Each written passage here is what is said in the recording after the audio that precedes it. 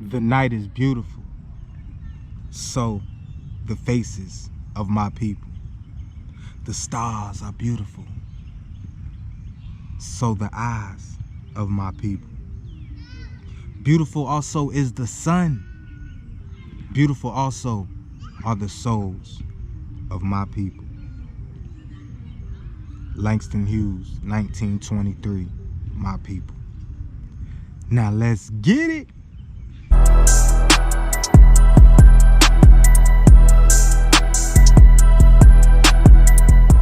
What's up, kings and queens? I want to welcome y'all back to another Blackout Friday. And if you missed last week's, you can find it up here.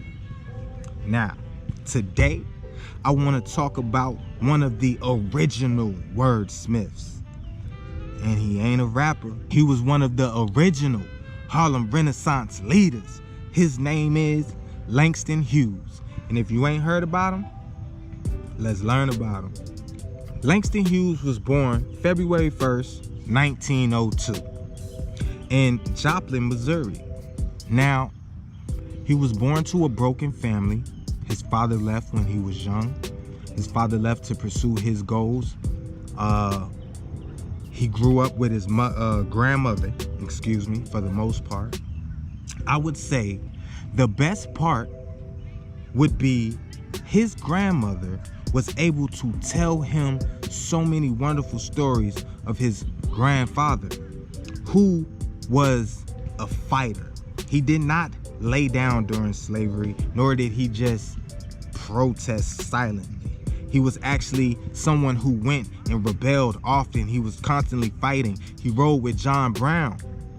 Langston Hughes' grandfather passed away in Harpy, Virginia with John Brown on the last slave raid they had.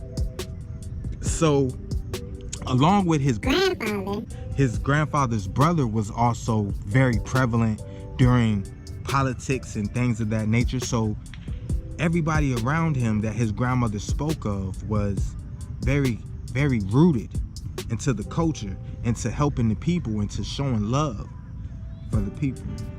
Now, young Langston wanted to write. His father disagreed. His father wanted him to be an engineer. Now, eventually, they came to an agreement for Langston to go to school in Columbia to be an engineer. Now, he already had writing in mind, because in 1920, right when he graduated high school, he published his first piece of work, which was called Negro Speaks of Rivers, one of his more popular poems. So he already knew he wanted to be a writer. He just said that to make his father feel good. He went to Columbia University, only stayed for a year, and ended up finding his way through the Harlem scene, loving the jazz clubs and the blues clubs, and just loving the scene and loving the culture. And he became a part of it. After young Langston leaves school, he finds himself about a half a decade later writing his own compilation of poems called The Weary Blues in 1926. And this was pretty much his bounce. He eventually got going writing plays, short stories, novels, writing any poem, anything you could think of. Langston Hughes became the first African American to make a living strictly off of his writing. Before he came around, it was unheard of. And he worked relentless, making sure everything he put out was nothing but love and positivity for the people. Everything he wrote down on that paper, he knew it held weight. He knew how much power was in the words. Thus the reason he wrote such beautiful words for us. Further down the line in his career, in 1934, he wrote a short story book called The Ways of White People. Humorous stories about pretty realistic meetings, black people and white folks. He just made sure we knew about us, and he just stayed so in touch.